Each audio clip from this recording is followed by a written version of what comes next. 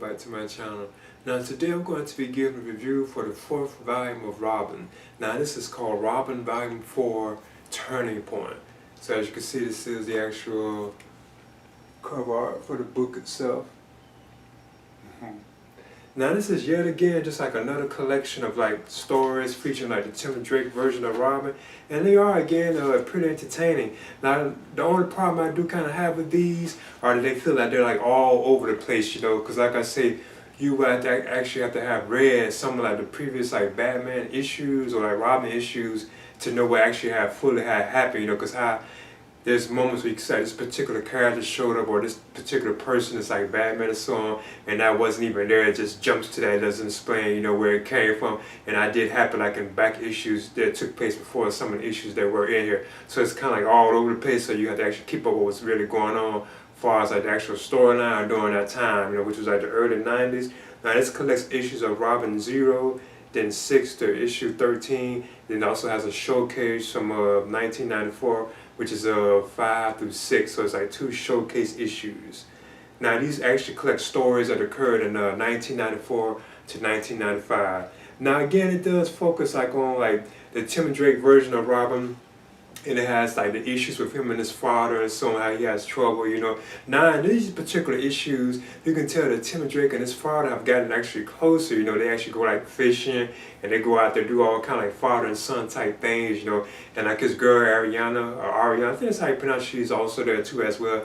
His relationship does seem to be getting better with her, you know. But then there's moments in the story where you have Dick Grayson, or you can say Richard Grayson, you know, he's like Nightwing, but he actually takes on the mantle of Batman, you know, because Bruce Wayne actually takes like a leave of absence from being Batman, because he already had Jean-Paul Valley, you know, as Batman.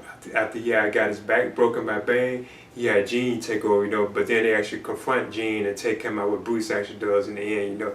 So he does have this time Richard Grayson or Dick Grayson in the role of Batman at certain points in the story. So you have that particular Batman with Robin, like the Tim Drake version of Robin's. So like it's pretty entertaining, you know, and so on.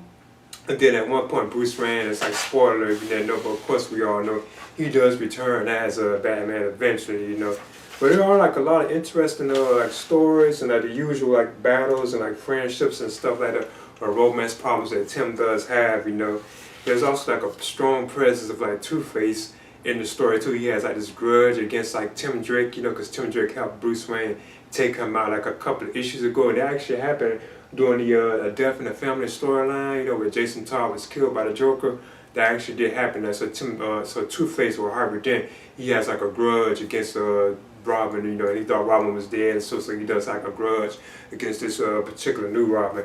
And you also have like a strong presence and focus on like the detectives of like Bullock and Montoya. I think that's kind of interesting. They have such a strong presence like in these issues of Robin, you know, so I wonder what that kind of means that they're there, you know. But like I say, the artwork is pretty good, like the writing, you know, especially like the artwork by I think Philip, or they call him Phil Jimenez. I think that's how I pronounce it. Like, now his stories are actually later at the end, and he actually just does like the penciling of it, but like, the artwork is just amazing. How beautiful that artwork is for the Robin issues. That has to be some of the best artwork I've ever seen, like in comic books in general, you know. So I'm kind of excited about that, you know.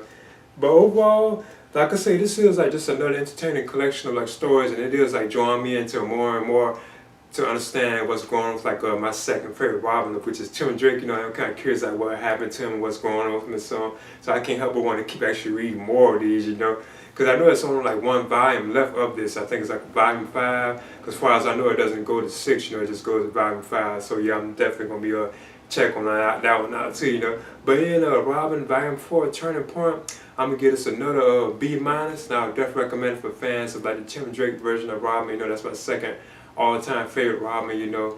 So I would definitely recommend it for fans of that particular version of Robin, you know. So I'm giving this a B-. Please leave a comment and subscribe too as well.